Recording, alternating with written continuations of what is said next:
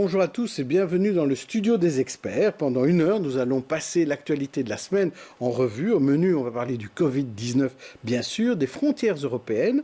On va aussi parler des errements de Vivaquois et de violences sexuelles. 4 experts pour analyser et mettre sur le grill 2 invités bourgmestres. Tout d'abord, Vanessa Lullier, bonjour. Bonjour.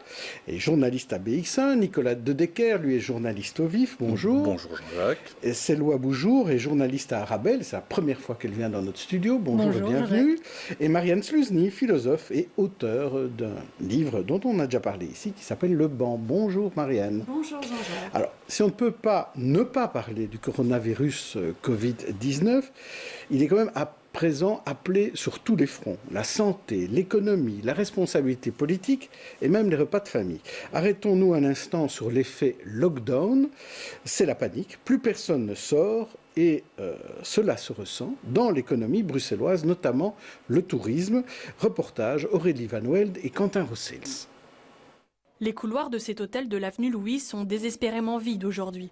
Habituellement complets au mois de mars, les clients internationaux qui y avaient réservé une chambre ont annulé leur séjour à Bruxelles. Sur les 2 derniers jours, on a eu quelques milliers d'annulations de chambres. La cause, le coronavirus. Et ces annulations ont commencé dès le début de l'épidémie. On a commencé à avoir l'impact du coronavirus quand c'est sorti donc en Chine. Et effectivement, toute la clientèle asiatique a commencé à annuler donc les groupes arrivant à l'hôtel. Donc déjà à ce moment-là, on a commencé à avoir des annulations. Mais depuis que le coronavirus est vraiment sorti, surtout sur la Belgique, là, hier et aujourd'hui, on a ressenti un impact très, très important sur l'hôtel. Cet impact, c'est d'abord et surtout sur le personnel qu'il a lieu. On doit revoir tous les emplois du temps pour les équipes. Est-ce qu'on va regarder de leur donner des congés, de prendre des vacances? C'est vraiment réévaluer au jour le jour pour l'instant la situation. Et c'est tout le secteur hôtelier bruxellois qui est concerné.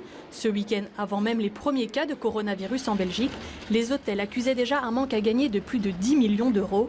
Mais comment alors être sûr qu'il s'agit bien des conséquences du virus? Dès qu'une annulation rentre dans un hôtel, on enregistre avec un motif. Ici, le motif qui est avancé par les personnes ou les entreprises qui annulent est le coronavirus ou par exemple les restrictions de voyage imposées par ces entreprises qui annulent en raison de l'épidémie en Europe et dans le monde. Le secteur appelle donc le gouvernement à prendre des mesures de soutien par la mise en place du chômage temporaire pour le personnel. Alors Vanessa Lullier, problème sanitaire, problème économique, Bruxelles est touchée. Oui, ça c'est assez évident. Enfin, Bruxelles n'est pas une île, donc à partir de ce moment-là, on dépend quand même fortement de l'extérieur par rapport à notre économie. Alors un petit peu moins peut-être que la Wallonie ou la Flandre, parce que c'est surtout une économie de services. Mais là, justement, notre économie et notre industrie, c'est le tourisme. On l'a entendu, il y a beaucoup d'annulations. Il y a à peu près déjà 10 millions. Enfin, ça c'était la semaine dernière, le chiffre qui était avancé par les hôteliers, c'était 10 millions d'euros déjà de pertes. Et surtout, ce que disait le secteur, c'est que le problème, c'était que plus aucune réservation ne rentrait également. Et donc, dans les mois à venir, contrairement à ce qui s'est passé au moment du vrai lockdown auquel vous avez fait allusion tout à l'heure, là, ça va perdurer et ça va durer pendant peut-être des mois jusqu'à ce que les températures ou qu'un vaccin soit trouvé. Et donc, certains disent, en tout cas dans le secteur du tourisme, que ça pourrait être pire comme impact économique que les attentats. Nicolas De Decker. Jean-Jacques, il se passe ici depuis quelques semaines, donc de manière conjoncturelle, ce qui se passe de manière un peu structurelle avec un autre phénomène qui est le racisme. Jean-Jacques, je m'explique. C'est un donné dont la réalité épidémiologique, biologique est inexistante ou très faible, en l'occurrence c'est ce qui se passe avec le coronavirus, mais dont on paye quand même les conséquences du construit social que occasionne cette croyance en quelque chose qui se produit ou ne se produit pas. Il n'y a pas de race. On sait bien que ça n'existe pas biologiquement, les races humaines. Il y a très peu de coronavirus. C'est un virus certes inquiétant, à la létalité importante, mais qui ne va pas faire disparaître la moitié de la population comme on peut parfois le faire croire ou avoir l'impression qu'on le fait croire. Et pourtant, on paye quand même beaucoup le prix de la croyance qu'ont encore des gens en le racisme et de la croyance qu'ont des opérateurs ici économiques, mais aussi politiques, on va en parler, en l'importance de ce virus. Mais le patron de l'APSIM, il a quand même dit que si on ne faisait rien, il risquait d'avoir 50 000 morts en Belgique. Si on ne faisait rien. Son calcul a déjà d'abord été solidement démenti par toute une série d'experts. Par ailleurs, si on ne fait rien, ce que nous sommes en train de faire, nous, parler, démontre qu'en réalité, on ne fait pas rien. Bien au contraire, on fait d'ailleurs beaucoup et peut-être même un peu trop. En tout cas, dans certains secteurs, on voit bien qu'il y a une forme de surréaction. Et donc, je pense quand même, voilà, c'est évidemment un phénomène à prendre avec beaucoup de sérieux. Et il y a des autorités qui sont là pour ça, qui sont là pour empêcher que les gens ne meurent. C'est d'ailleurs leur rôle et on espère qu'elles le feront bien. Mais il faut quand même mesurer la différence entre la réalité clinique et ce qui se passe sociologiquement, économiquement et même culturellement. C'est Loi Bougeot. Bien pour rebondir sur cette thématique du racisme que Nicolas de Decker vient de mentionner, c'est que justement il y a quelques mois, les restaurants chinois, les restaurants asiatiques, les restaurants vietnamiens annonçaient qu'ils avaient des pertes de plus de 50%. En fait, il y a 50% de moins de visites. Du coup, le racisme a une répercussion finalement économique, une répercussion notamment sur ce type de restaurant-là, puis évidemment une répercussion beaucoup plus globale sur l'Horeca et sur les hôtels à Bruxelles. Et ce qui est intéressant, c'est qu'en fait, c'est un phénomène qu'on constate dans les autres pays qui sont touchés par le coronavirus. En Italie, on a dû annuler le carnaval de Venise, par exemple. Il y a quelques temps... Chez nous, on n'a pas annulé le carnaval d'Alost, par contre. Ni la foire du livre, qui a lieu en ce moment. Ouais.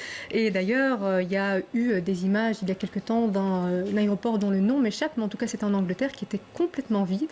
Alors, je ne sais pas ce qu'il en est de l'aéroport de Bruxelles, mais en tout cas, ce que je peux dire, moi qui habite en périphérie, c'est que les bus sont encore pleins de touristes. Et j'ai pas de place pour m'asseoir. Marielle Soucy.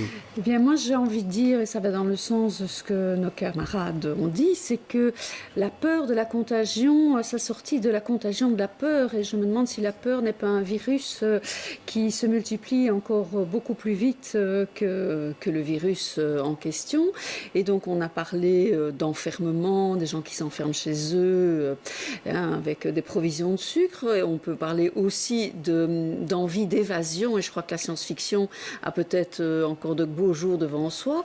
Et alors, je pense aussi que comme réaction, que dans ce fantasme, enfin bon, il y a une réalité, mais dans cette contagion de la peur, il y a aussi une question d'exclusion de certaines couches de la population et donc de véhicules assez violents, de préjugés. Alors, si on revient par exemple à Ebola, qui était beaucoup plus mortel que le coronavirus, puisqu'on sait que quand on était atteint de l'Ebola, il y avait 50% de personnes qui mouraient. Il était moins présent en Belgique. Il n'était pas présent en Belgique, il n'était pas présent en France, et ça n'empêche pas qu'il y a eu une agressivité qui s'est développée vis-à-vis des gens de couleur, vis-à-vis des enfants noirs dans les écoles, alors que ce n'était pas du tout fondé.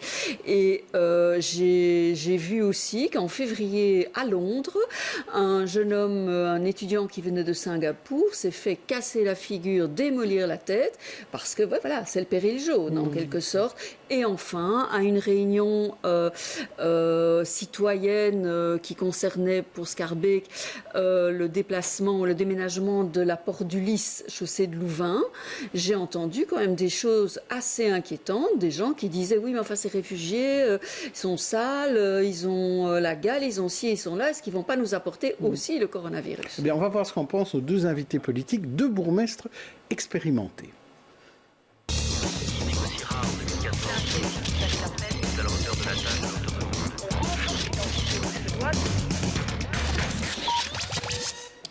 Et on accueille, avec leur pas de sénateur, non, leur pas de bourgmestre, Charles Piquet, bourgmestre de Saint-Gilles, PS, avec de grandes jambes, ce qui explique pourquoi il se fait mal quand il s'assied ici.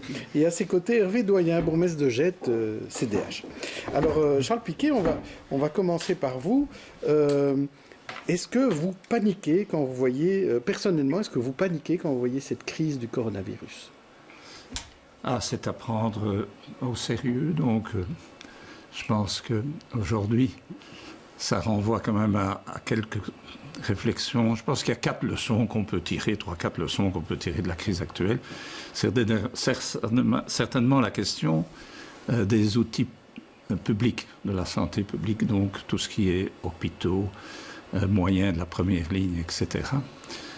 Je pense qu'il faut tenir compte aussi de ce que on doit compter beaucoup sur la responsabilité, le sens de responsabilité des gens. Je pense également que, voilà, ça renvoie aussi, pour moi, à une problématique qui est celle de la mondialisation, parce qu'on va le voir peut-être si on parle économie tantôt, et on en a parlé, je viens de voir un reportage sur le tourisme. Cette dépendance économique par rapport à d'autres pays comme la Chine pour la sous-traitance, notamment de certains produits, etc., c'est quand même une forme de dépendance qui interroge. Et ça interroge aussi sur le non-respect des normes de toute nature, sociale, environnementale, etc., sanitaire. Et donc, oui, c'est vraiment très, très inquiétant pour moi. Et je crois que on ne peut pas sous-estimer ça, parce qu'on ne sait pas où on va. C'est ça, c'est l'incertitude aussi. Quand je vois se multiplier les contaminations, il est clair que personne ne sait nous répondre pour le moment de manière précise sur les conséquences de ce que nous vivons maintenant. Donc voilà, vous m'avez posé la question de savoir si on prend ça au sérieux. Évidemment qu'on prend ça au sérieux. Je vous ai demandé si vous paniquiez, si vous étiez inquiet. Vous avez dit oui, je suis inquiet, et vous avez donné les raisons pour lesquelles vous l'étiez. Et vous, Hervé Doyen, est-ce que vous êtes inquiet ? Moi, je panique pas. Je ne pense pas que Charles, d'ailleurs, panique non plus. Inquiet, mais on a toutes de bonnes raisons de l'être. Mais pour autant, il faut garder à la fois un bon niveau de cohérence, ça a été dit à la dernière Corrèze, et un bon niveau de sang-froid. Je me suis replongé dans un article de presse de la Revue Politique, qui est une excellente revue journalistique, qui a fait un peu... un article qui est sorti en 2010, après la crise précédente, celle de la H1N1. Oui. Tout le monde se souviendra. Elle est de la même nature que celle d'aujourd'hui. Et cet article faisait un petit peu une rétrospective sur le traitement médiatique de la crise précédente. Et c'était intéressant parce qu'ils se sont rendus compte que là où certains médecins déclaraient qu'on allait vers une crise sanitaire pandémique mondiale, où la Belgique allait devoir payer un tribut de 1000 à 4000 morts, au bout du compte, il n'y en a eu que 17. Et d'une part, et d'autre part, on a mis en œuvre des moyens considérables, avec notamment le paiement par la puissance publique en France de millions de vaccins qui ont été jetés ou revendus en deuxième main. Mais est-ce que ça veut dire qu'on a tort de faire tout ce qu'on fait déjà aujourd'hui ? Je ne pense pas qu'on a tort de faire ce qu'on fait. Parce que si rétrospectivement on voit ce qui peut-être été mal dépensé, mais on ne voit peut-être pas ce qui n'a pas été dépensé. Alors, je pense qu'on n'a pas tort de faire ce qu'il faut avoir un bon niveau de vigilance.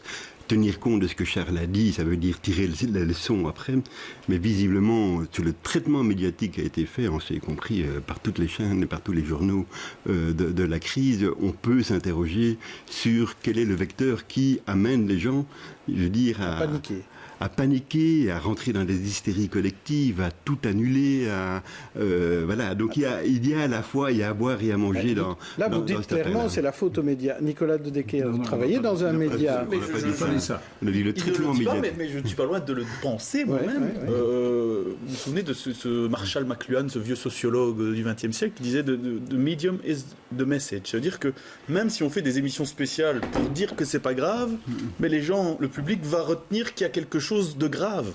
Et donc nous, on a fait au Vif Express la une sur le coronavirus déjà une fois. Enfin, il y a le numéro précédent, c'était pour essayer de calmer ce qui était en train de se produire, mais on a quand même fait la une avec une dame qui avait un masque, et donc évidemment, si on lit pas le dernier quart de l'article, on va quand même se dire, c'est quand même un truc qui se passe méchamment, et donc c'est pas complètement coupable, parce qu'à la fin, on fait ce qu'on veut. Mais si on n'en parlait pas, peut-être que ce serait pire encore, parce qu'on dirait qu'on cache quelque chose. Et que souvent, j'ai entendu, moi, on disait que les politiques cachaient quelque chose, que tout ça n'était que manipulation. Hein. Ça non, mais...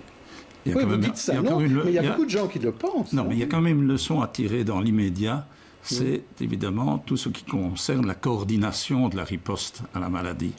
Alors, on pourrait se poser quand même une question qui est: les autorités publiques ont-elles réagi à temps ?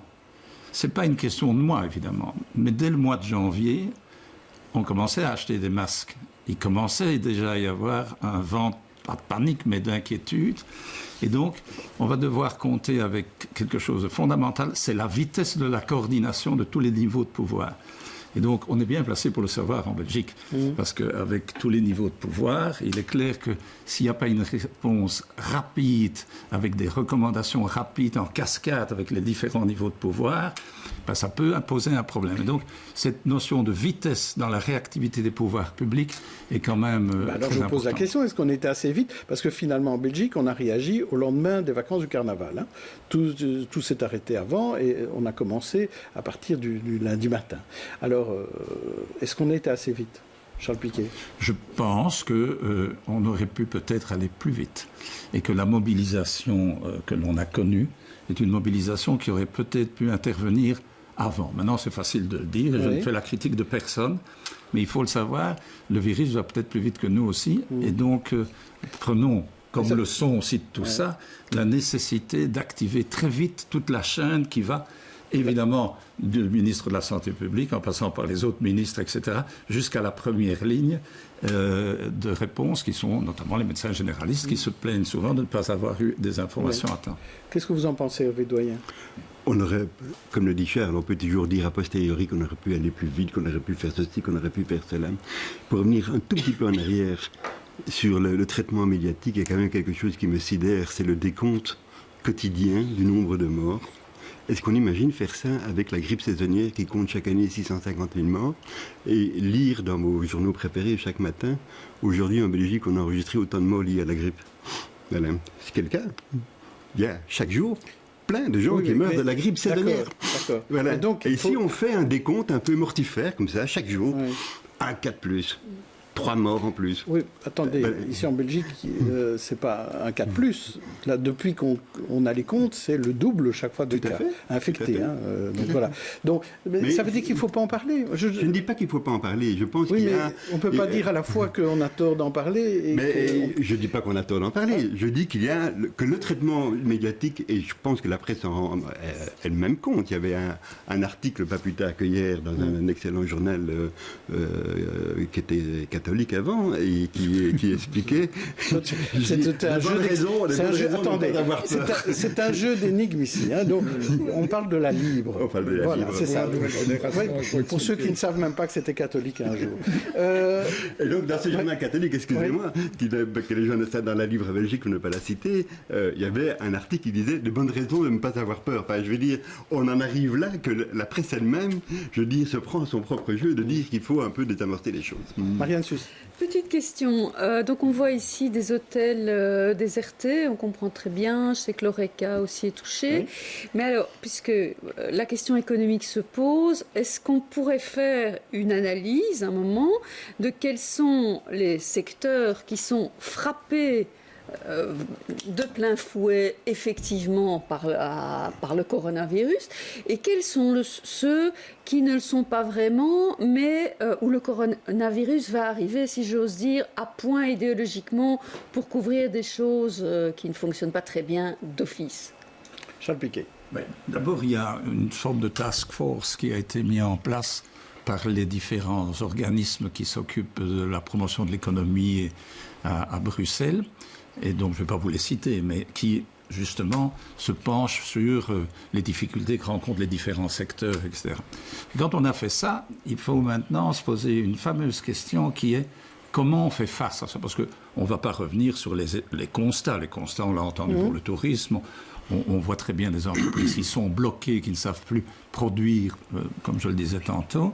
Et donc, qu'est-ce qu'on va faire? On parle d'une réduction de 0,3% du taux de croissance et tout ça. Ça peut, au niveau belge et européen, les chiffres coïncident.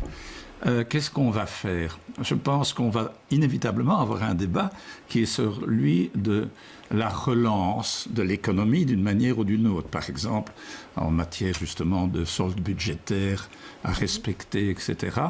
Et donc on va parler de la relance de l'économie. Mais ici, on est dans un cas un peu particulier. Pourquoi? Parce que quand on parle de relance de l'activité économique et qu'on parle, par exemple, de la réduction des taux, vous savez, au plus les taux diminuent, au plus le consommateur consomme, etc. Ici, on n'est pas nécessairement dans un problème de demande. On est dans un problème d'offre.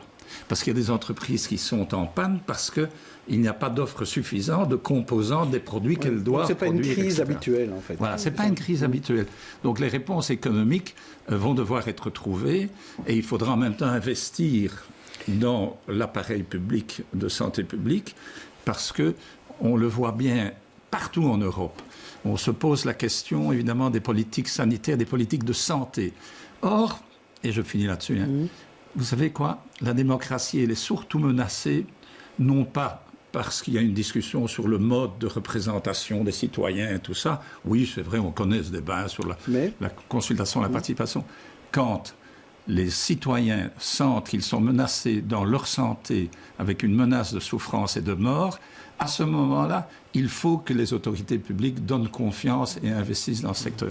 C'est un curseur. La santé publique est un curseur de confiance dans l'autorité publique. Alors, on a aussi été frappé cette semaine par l'omniprésence du gouvernement fédéral et aussi quelques couacs opérationnels, comme la décision au solo d'Olivier Minguin de prendre des mesures très strictes dans sa commune de Woluwe-Saint-Lambert, décision plutôt inapplicable, comme on s'en rend compte dans ce reportage d'Adeline Bohin et de Camille de Kecker. Telmo ne franchira pas les grilles de son école. C'est que Baptiste, il est même pas venu me dire bonjour. Genre, il est passé comme ça, il m'a pas dit bonjour. Tu sais ce qu'il a fait? Il a fait quoi? Il a commencé à courir après les gens parce qu'il t'a touché, genre. Il est exclu pour 15 jours, le temps d'être certain qu'il n'est pas infecté par le coronavirus. Une décision prise suite à un récent voyage en Italie. Au retour, en fait, on a reçu une communication de l'école en nous disant que tous ceux qui étaient partis dans des zones où il y a le coronavirus, notamment le nord de l'Italie, les enfants ne pouvaient pas venir à l'école. Je me suis dit, c'est pas possible, qu'une commune décide unilatéralement d'une mesure qui n'a aucune base scientifique. Alors, la première question que nous lui posons... Comment tu vas en fait? Je vais très bien. J'ai pas eu de symptômes, rien du tout, et donc ça va. Je m'ennuie un peu, mais ça va. Pour nous montrer cette situation qualifiée par la famille d'absurde, il nous emmène à quelques pas de chez eux. On est de ce côté-ci, c'est Woluwe-Saint-Lambert, et ici c'est Schaerbeek. Donc c'est la même rue, mais c'est deux communes différentes. Et à l'école, en fait, c'est exactement la même chose. De l'autre côté de la rue, c'est une autre commune. Donc voilà, si l'école était de l'autre côté de la même rue, mon fils, il pourrait aller à l'école sans aucun problème. Pas d'école, mais aussi interdiction de fréquenter les lieux publics. Une interdiction qui ne vaut que pour Woluwe-Saint-Lambert. Telmo ira donc bien ce soir à son entraînement de foot dans la commune voisine. Alors Nicolas de Decker, on a l'impression qu'on avait l'irréductible gaulois Olivier Minguin qui était seul contre tous les autres. Mais vous savez que je n'aime pas les gens qui sont seuls contre tous les autres, alors je vais un peu le défendre. Je considère que moi, c'est logique qu'un bourgmestre se préoccupe, c'est même pas logique, c'est son devoir de la santé de ses concitoyens et qu'il prenne une décision bonne ou pas, je ne suis ni scientifique ni bourgmestre, qui implique que les gens qui sont potentiellement à risque ne puissent pas entrer trop en contact dans des lieux publics avec d'autres personnes. Je comprends qu'on puisse trouver ça ridicule, je comprends qu'on puisse faire la petite blague, regarder dans la rue à côté, etc. Mais si on commence comme ça, alors on peut aller à la frontière entre la France et la Belgique, ou à la frontière entre l'Italie et l'Autriche, ou à la frontière entre la Chine et l'Inde, et dire, mais regardez, je suis malade là, enfin je ne suis pas malade, là je ne peux rien faire, et de l'autre côté je ne peux rien faire. Puisque le coronavirus est un problème mondial, alors même les pays... Même les gouvernements des pays ne devraient pas s'en préoccuper. Il faudrait que ça se fasse uniquement au niveau de l'OMS. Il n'y a pas de foyer de coronavirus ni à Schaerbeek ni à Woluwe aujourd'hui. L'idée était que les gens qui reviennent des zones où il y a des infections soient protégés. Vous le défendez plutôt. C'est voilà. Je pense que ce type d'action, c'est quand même un message de discorde qu'on envoie aux concitoyens. Donc on ne sait pas finalement qui prend les décisions. Et donc ici, c'est un bourgmestre qui a pris la décision. Donc on a quand même pas mal de bourgmestres en Belgique. Si on regarde un petit peu le quota, manifestement, d'après Alain Marron, il y en a presque 600. Mais il y a aussi 8 ministres en fait qui s'occupent de cette question-là. Donc qui fait quoi? Qui fait quoi? Et puis on l'a vu malheureusement, parfois quand les décisions sont un petit peu éparpillées, ça peut être fatal. On l'a vu lors des attentats de Bruxelles. On ne savait pas qui devait arrêter les transports. On aurait pu peut-être éviter un deuxième attentat. Celui de Malbec. Bon, on va demander l'avis. Hervé Doyen, on va commencer par vous. Pourquoi vous n'avez pas pris la même décision qu'Olivier Minguin? Charles a dit tout à l'heure que dans ce genre de crise, ce qui doit prévaloir, c'est la cohérence. Donc ici, je trouve que la décision qui a été prise de manière unilatérale par notre collègue Olivier Minguin, sans juger sur le fond, mais sans juger sur la forme, nous a vraiment mis en difficulté. Un message politique n'est audible par les gens que quand il est cohérent et quand il est compréhensible. quand un bourgmestre sur 19, tout seul dit, moi, dans ma commune, on fait comme ça, peu importe ce qui se passe dans les 18 autres, on envoie des mauvais messages aux gens. On envoie des messages de discorde, ça a été dit, des messages d'incohérence aussi. Et donc, je trouve que, et ça a été dit en Corrèze lundi matin, c'est le comité régional de sécurité, où tous les bourgmestres siègent avec le ministre-président et avec les chefs de zone. Je trouve que Olivier Maguin aurait gagné, je veux dire, à attendre le Corrèze, parce que la décision a été prise juste la veille, à attendre le Corrèze pour discuter de tout cela. Pour défendre son point de vue. Défendre éventuellement son point de vue et avoir une décision, je veux dire, qui émane de l'ensemble des 19 bourgmestres et du gouvernement bruxellois, qui soit audible pour les citoyens. Est-ce que Olivier Maguin a donné raison à ceux qui parlent de fusion des communes à Bruxelles, Charles Piquet, en prenant comme ça une décision tout seul contre 18 autres bourgmestres? Je pense qu'il n'a pas envoyé un très bon message à nos amis du Nord notamment, parce que lors d'une réunion, il paraît que certains ont dit c'est la démonstration évidente de la fragmentation politique de Bruxelles. Alors ce n'est pas l'objet du jour de parler des communes et de la fusion des communes, et c'était un mauvais message. Mais de toute manière, on s'est tous trouvés devant une situation comme ça. Il y a sur le territoire de ma commune, à la limite de celle-ci, il y a quand même un endroit où il y a 55 000 personnes qui passent, c'est la gare du Midi. Il y a le Thalys qui arrive là, c'est le point d'entrée international en matière de chemin de fer. Je me suis dit, mon Dieu, qu'est-ce que c'est que ce lieu qui est un lieu de confinement par définition, etc. Mais je pense qu'il faut attendre les recommandations de ceux qui sont mieux placés pour dégager des chiffres. Donc il a été trop vite, quoi. Et je crois qu'il a été trop vite. Et en effet, ça ne donne pas l'image d'une cohérence parfaite. Mais il a déjà suffisamment pris pour ne pas charger la barque. Donc, m'en suis-tu. Alors, l'avocat d'Olivier Maguin. Alors, merci de m'institutionnaliser dans ce rôle, ça me flatte. Deux choses. D'abord, c'est pas du tout une spécificité bruxelloise, ni même du tout une spécificité belge, qui est une demande à davantage de verticalité. Si vous lisez ce qui se passe en Italie, le maire de Milan est en guerre avec le président de la région Lombardie, qui est en guerre avec le ministre de la Santé italienne, pour dire que ça ne va pas, on a pris des décisions différentes, il faut machin. Et il y a même sans doute en Italie des gens qui disent c'est la preuve qu'il faut un seul gouvernement et un seul roi qui décide de tout. C'est le mal bruxellois, on en a déjà parlé ici tout le temps. Chaque fois qu'il y a un truc qui se passe à Bruxelles, la conclusion que tout le monde tire ou que tout le monde veut que tout le monde ne tire pas, c'est oh là là, c'est quand même toutes ces communes, c'est compliqué, etc. Il faut changer, il faut simplifier, etc. Et a fortiori dans une période de crise. Vous savez que dans l'histoire, les grandes crises ont toujours été des moments où les pouvoirs se sont affirmés avec le plus de verticalité. Quand il y a une guerre, il y a un moment donné où quelqu'un, une personne, prend les choses en main, un gouvernement, et décide de tout. Et donc ici, on est dans une espèce de crise. C'est le bourgmestre qui prend une décision verticale. En réalité, à l'échelle de sa commune, oui.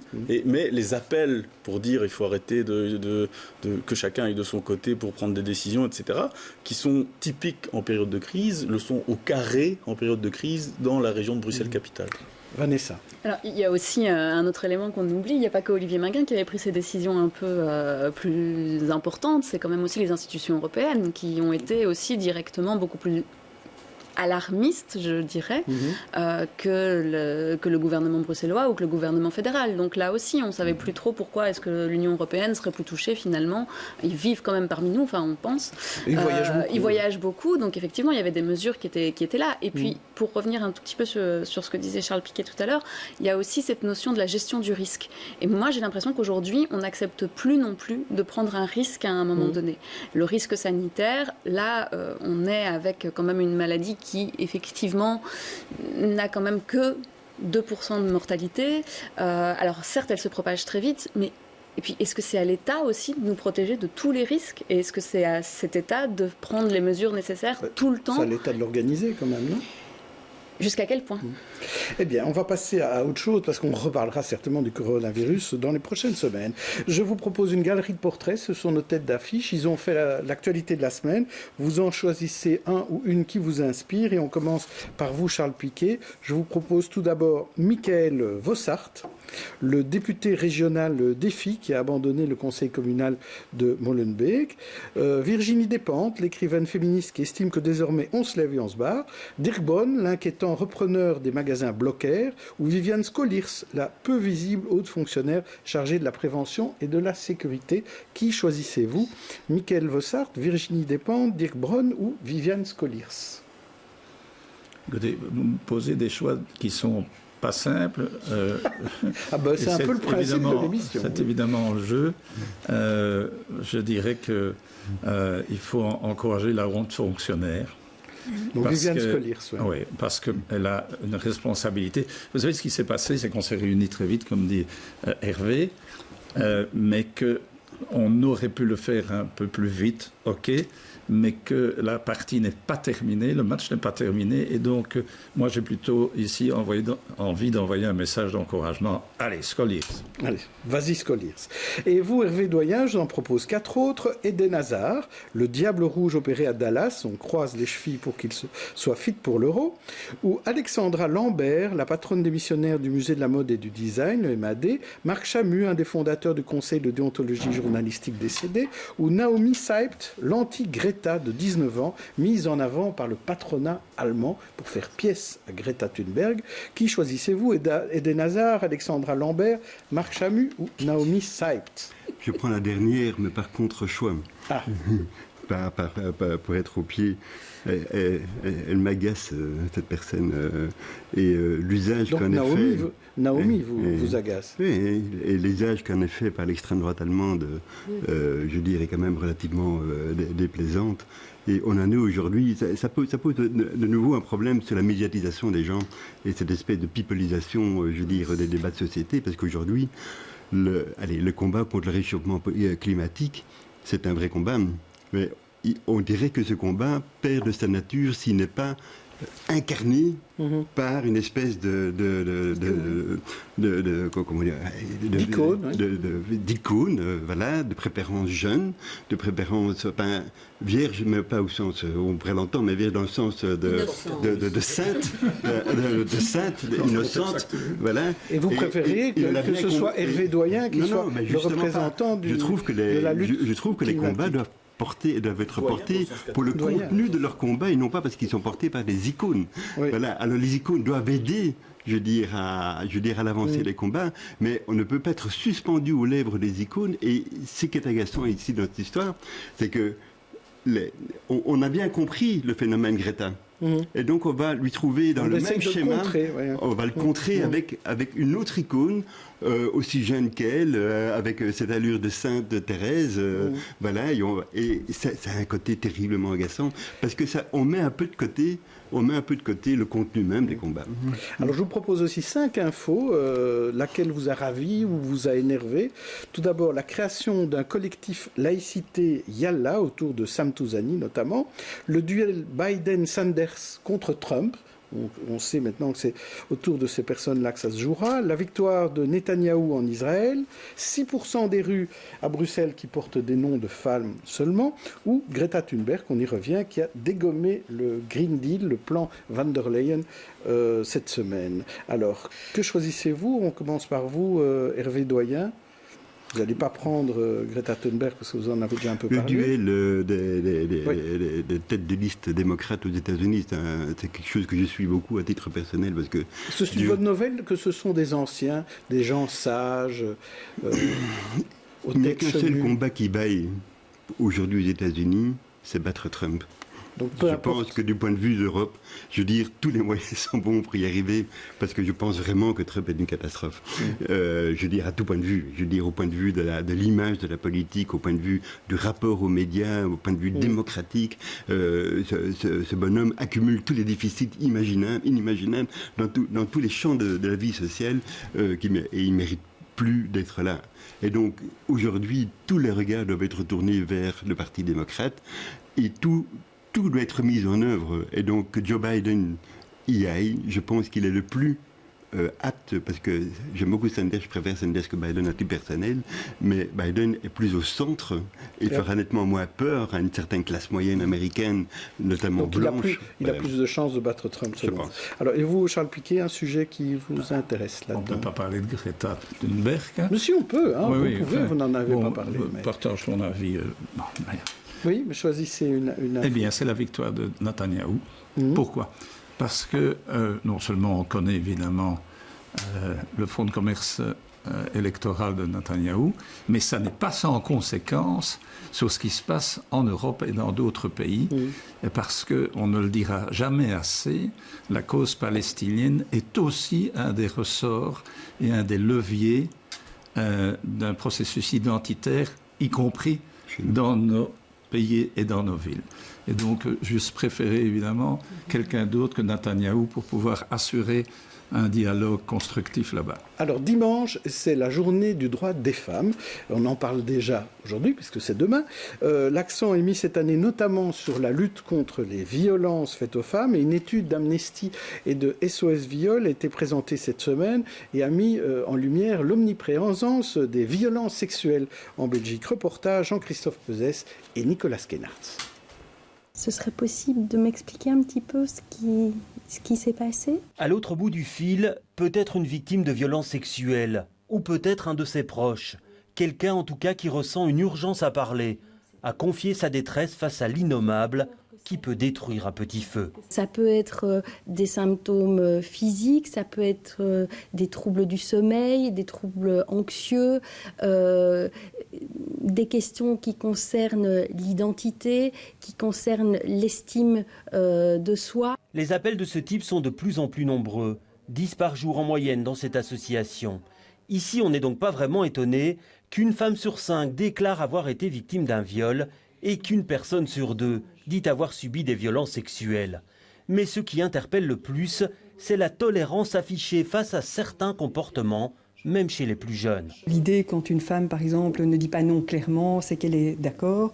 Quand fait imposer une fellation, une relation sexuelle à sa copine, c'est normal. Il y a aussi les circonstances atténuantes, donc du côté qu'une femme, si elle est un peu habillée de façon provocante, si elle a consommé un peu d'alcool, etc., qu'elle a un comportement un peu désinhibé, tout ça, ce sont des circonstances atténuantes. Et un autre constat alarmant est que 14% seulement des femmes qui ont porté plainte se disent satisfaites du suivi judiciaire. On ne peut pas se satisfaire de voir que dans 53% des cas, les victimes voient leur dossier classé sans suite. Donc pour elles, ça a un effet évidemment dissuasif. Face à cette situation, les associations demandent des moyens supplémentaires.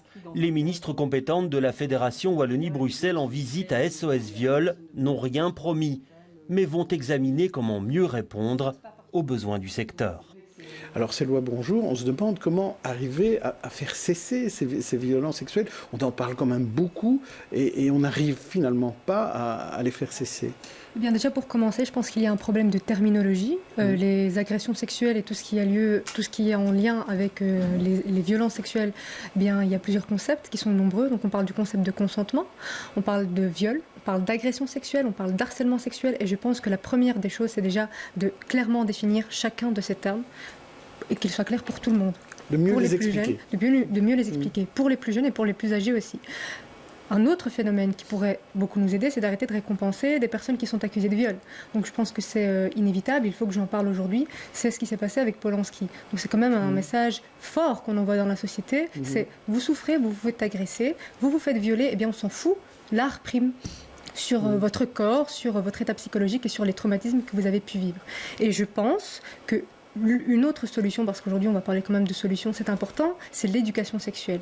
L'éducation sexuelle, ça commence pas à l'adolescence, ça commence dès le plus jeune âge. Il y a des cours à l'école maintenant, les cours qui ne d'Evras, sont pas suffisants. Ma sœur qui a 13 ans m'a demandé ce qu'étaient des testicules. Donc je pense qu'il y a un travail à faire à la maison évidemment, un travail à faire à l'école et on ne sait toujours pas comment dessiner un clitoris aujourd'hui, par exemple. Donc les dessins dans les cours d'éducation sexuelle sont très abstraits, ne correspondent pas à ce qui correspond à l'anatomie des femmes aujourd'hui. Et donc il faudrait une éducation sexuelle progressiste, bienveillante et sans tabou. Marianne Susny, vous voulez réagir? Je ne vais pas revenir sur l'affaire Polanski. Je pense que nous ne sommes pas d'accord entre nous, mais enfin, c'est pas ça. ce n'est pas directement ça le sujet du jour.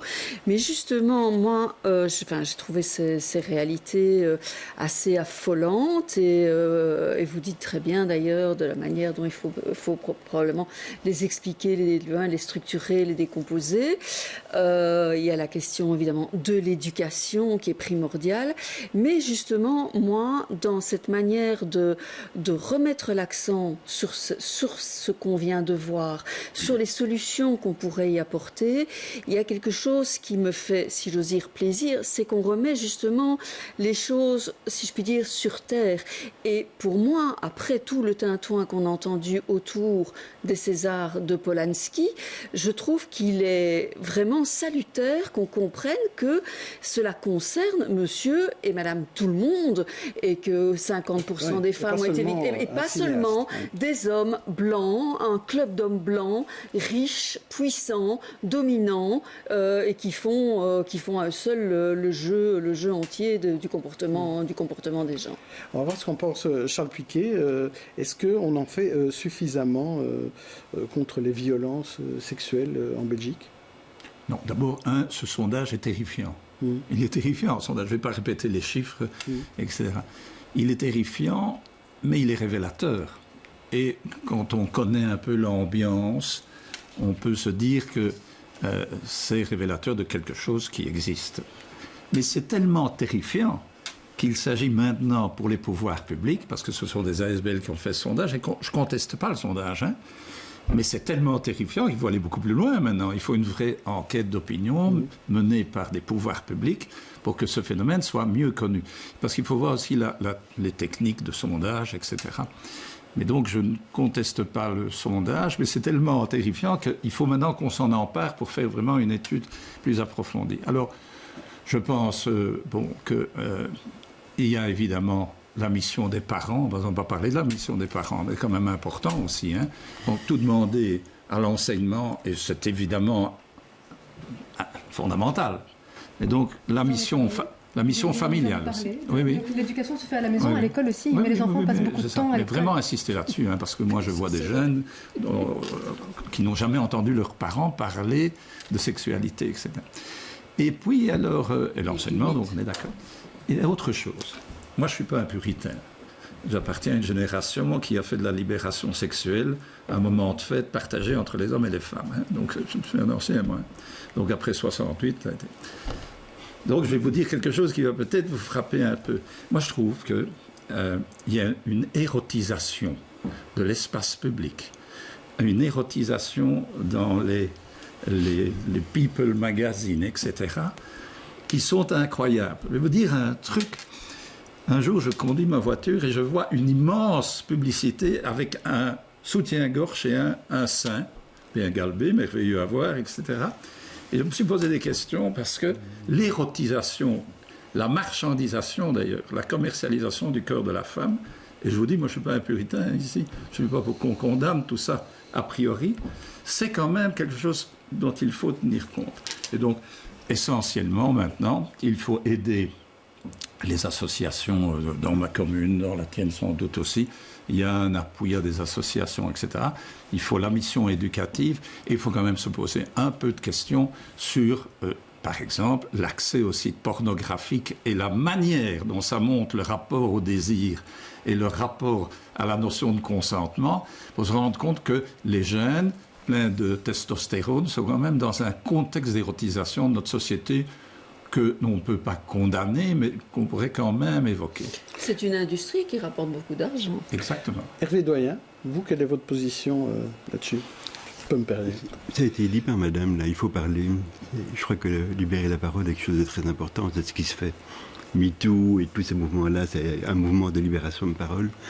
Il faut aussi se parler sans tabou. Bruxelles est devenue, la Belgique est devenue peut-être plus qu'hier des lieux de cosmopolites, où beaucoup de cultures se rencontrent. Et toutes les cultures n'ont pas le même rapport, ni à la sexualité, ni à la femme, ni au rapport égalité homme-femme. Toutes les cultures n'ont pas le même rapport. on va stigmatiser personne, mais les gens de l'Est, par exemple, dans la tradition slave, je veux dire, l'égalité homme-femme, c'est quelque chose qui n'a pas la même nature que chez nous. Le rapport à l'homosexualité, par exemple, mais vous l'avez fait pour les gens de l'Est. Hein. Vous donnez un exemple. Voilà, si je peux me permettre, je pense que c'est quand même important. Il faut parler de tout le monde. Mais justement, on va peut-être commencer par parler de ce qui se passe chez nous. Pour avoir fait mon mémoire sur les violences interpersonnelles verbales contre les femmes journalistes belges dans nos propres rédactions, donc ici en Belgique francophone, je peux vous dire que c'est pas joli chez nous non plus. En matière d'égalité de genre, donc homme-femme, et en matière d'agression aussi. Parce que j'ai pas de dire qu'on est envahi par des mauvaises cultures qui viennent pervertir notre bonne culture. Mon propos est de dire que dans un monde qui est de plus en plus cosmopolite, je dis il faut recommencer le travail tout le temps. Donc c'est un travail qui n'arrête pas. Je vais donner un simple exemple. L'acceptation de l'homosexualité est quelque chose de relativement acquis chez nous. Mais elle est de moins en moins acquise dans toute une série d'autres pays, notamment les pays de l'Est, qui sont la Russie de Poutine. Vous stigmatisez les pays de l'Est. Parce que c'est un pays qui est ou la France manif pour tous, c'est juste pénible et voilà. Mais donc c'est dire que c'est un travail qui doit se recommencer et que rien n'est jamais acquis.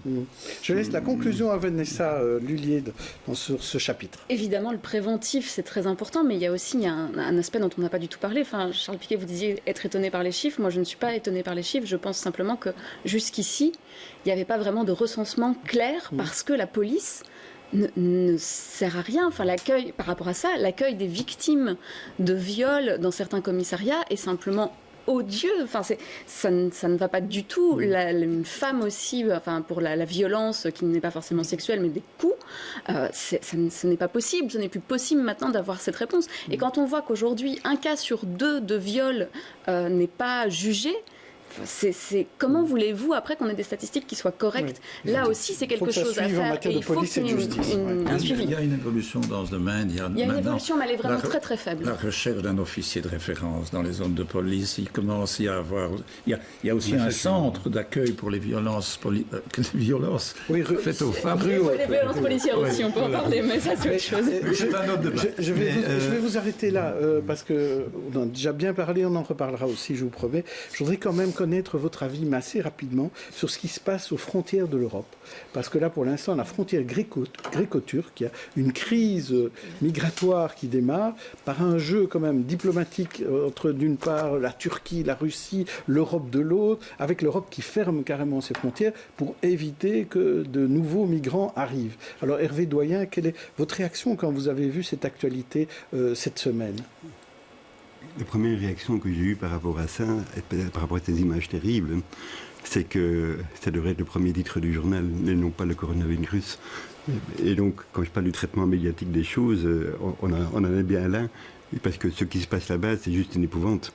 Elle est significative de la lâcheté d'une diplomatie internationale par rapport à l'action de tyrans sanguinaires qui agissent de par le monde, par rapport à des autocrates cyniques comme Erdogan. Voilà, on est aujourd'hui, l'Europe paye le prix, je veux dire, d'une non-diplomatie internationale qui n'a pas pu empêcher, je veux dire, à des gens comme Erdogan, à des gens comme la famille qui dirige la Syrie, Bachar el-Assad. Mais ça veut dire qu'il faut ouvrir les frontières et recevoir les migrants que les Turcs ne veulent plus garder sur leur sol, ou bien il faut faire comme aujourd'hui et les maintenir fermés et hermétiques. Il n'y a pas de réponse simple à ça. Je ne pense pas qu'on soit dans le oui, dans le non. Et tout discours qu'on tient en la matière est de nature aujourd'hui à alimenter toutes les peurs et toutes les hontes. Et donc il faut vraiment faire attention. Ce que je sais, c'est que l'immigration a toujours été utile à énormément de pays, notamment au plan économique. Et qu'Angela Merkel, à l'époque, je veux dire, a ouvert les frontières de l'Allemagne parce qu'il y avait un vrai besoin de main-d'œuvre d'une part, et d'autre part parce qu'elle avait une stature, je veux dire, de femme politique assez sensible malgré tout, je veux dire, à la détresse humaine. On le paye cher aujourd'hui, les Länder allemands où l'extrême droite fait des scores qu'elle n'a jamais plus fait depuis la guerre.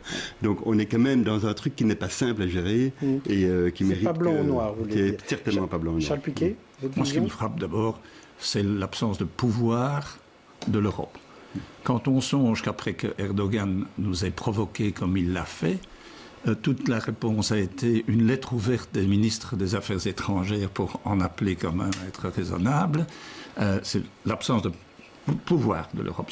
Ça va être un sujet d'actualité dans les années qui viennent, hein, l'Europe. Deuxièmement, je pense qu'on est devant un grand test maintenant, le test grec. Savoir comment on soutient les Grecs, aussi avec un souci humanitaire, je suis d'accord. Mais le souci humanitaire, c'est quoi? Le souci humanitaire, pour moi, c'est que les gens soient là, dans des zones de transition, dans de bonnes conditions, mais en retour, je pense, vers leur pays dès lors que la situation sera calmée. Parce que si on prend alors l'autre option qui consiste à ouvrir les frontières, je dis deux choses. La première chose, la réaction des peuples ne sera pas à la hauteur des images idéales qu'on a de la générosité. Hein. Ça, il faut savoir. Donc, tu peux avoir une poussée extrême droite forte. Et deuxièmement, ce que je voudrais dire, si jamais on allait vers une grande générosité en matière d'ouverture des frontières, il faudra quand même compter avec les expériences de l'histoire, c'est qu'on n'a jamais eu une politique migratoire digne de ce nom, en matière d'inclusion, d'intégration sociale, d'intégration professionnelle, etc. Et donc, voilà, mais la Grèce, c'est un test. Hein, et donc, il ne suffira pas de dire simplement à Erdogan qu'il est méchant, il ne suffira pas de dire aux Grecs qu'ils se débrouillent. Je pense qu'il faudra absolument que l'Europe s'investisse dans, non pas cet esprit de forteresse, mais de contenir quand même des flux migratoires qui ne s'inscriront dans aucune politique définie par l'Europe aujourd'hui, puisque la définition d'une politique migratoire en Europe manque totalement aujourd'hui. On va quand même parler, je voudrais quand même qu'on parle quelques minutes de ce qui s'est passé avec Vivaqua cette semaine. Donc, rappelons-nous, on apprend que les compteurs collectifs voient leurs tarifs augmenter. Tout le monde se plaint, le ministre le premier, tout le monde a l'air de découvrir ce poteau rose et heureusement, le lendemain, Vivaqua, son conseil d'administration, revient totalement en arrière. Les gens seront remboursés, tout est suspendu. Alors, un de vos échevins est président justement de ce conseil d'administration de Vivaqua. Il est écolo, hein, il est pas CDH. Mais comment ça se fait que personne n'a vu passer cette augmentation de tarifs ? Pour en avoir longuement parlé avec Bernard lui-même, puisqu'il s'agit de Bernard Van Nuffel, lui-même n'a rien vu passer. Donc, de quoi parle-t-on? Pas d'une ordonnance qui est votée in extremis, je pense, à la dernière séance plénière de l'Assemblée parlementaire bruxelloise précédente. Qui était présidée par Charles Piquet. Oui, mais je veux dire... Voilà. Sur lequel, visiblement, tout le monde ne s'est pas penché plus qu'il ne le fallait. Et en tout cas... aucune simulation chiffrée n'a été faite des conséquences de l'articulation de cette ordonnance au plan concret. Ça, c'est un. Deux, une administration de Vivaqua qui s'empare de l'ordonnance qui s'impose à elle et qui donc, elle, l'articule et la met en œuvre en envoyant des factures à dater du 1er janvier à l'ensemble. Et c'est à ce moment-là qu'on se rend compte de tous les biais un peu pervers de la chose. Je pense qu'on est dans un grand malentendu, je pense. Voilà. En tout cas, Bernard m'explique que son conseil d'administration et même la direction de Vivaqua, je veux dire, n'était pas très au courant de cette articulation un peu opérationnelle de l'ordonnance. Voilà, je lui donne le bénéfice, en tout cas, de sa bonne foi. Et donc c'est le système, finalement, c'est la faute du système. On va laisser Charles Piquet aussi l'occasion de... Dans l'ordonnance, il y a un article. C'est un article qui porte sur la modalité d'application des tarifs. Les services de Vivaqua décident d'interpréter ça et sans référence au comité de direction, tu l'as dit, sans référence au conseil d'administration, se met à appliquer cela. Donc, il est évident que les services, là, ont outrepassé leurs compétences et leurs pouvoirs, donc c'est clair. Et que cela devait être évidemment débattu au sein du conseil d'administration. Donc, comme tu dis, c'est un gâchis incroyable. Donc, il va y avoir des sanctions, alors, au sein de Vivaqua. Ça, c'est l'affaire de Vivaqua, des ministres de tutelle et des trucs comme ça, et des communes aussi, d'ailleurs. Mais ce que je crois qu'il faut faire, c'est profiter de ça pour vraiment, alors, avoir ce débat que l'on a parfois refusé sur les tarifs sociaux et sur un autre problème que je veux souligner. Le problème des domiciliations. Je trouve qu'il faut avoir un débat sur la transparence des domiciliations dans les immeubles, parce que, si je devais l'expliquer ici, c'est en partie lié au problème de manque de transparence, ou pourrait l'être, de transparence de la domiciliation. Donc, il faut vraiment faire de ce qui s'est passé l'occasion de débattre notamment des tarifs sociaux. On passe à présent à nos coups de cœur.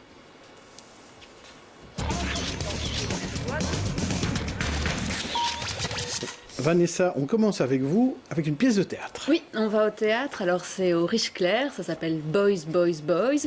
Alors, pour l'instant, là, pour le mois de mars, c'est complet. Mais par contre, il y a eu des nouvelles dates qui ont été mises pour le mois de juin. Puis après, ça ira certainement en tournée parce que c'est un beau succès.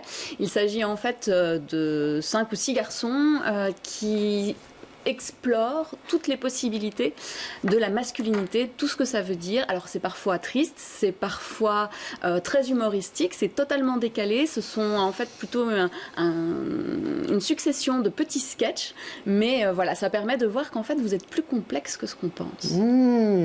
C'est pas faux ça, c'est pas faux. Alors on passe avec vous en parlant de la foire du livre. Jean-Jacques, c'est un événement qui est déjà bien avancé, comme vous le savez, puisqu'on est samedi aujourd'hui, comme vous le savez. Et ça se termine demain. Il ne reste plus que cet après-midi et dimanche.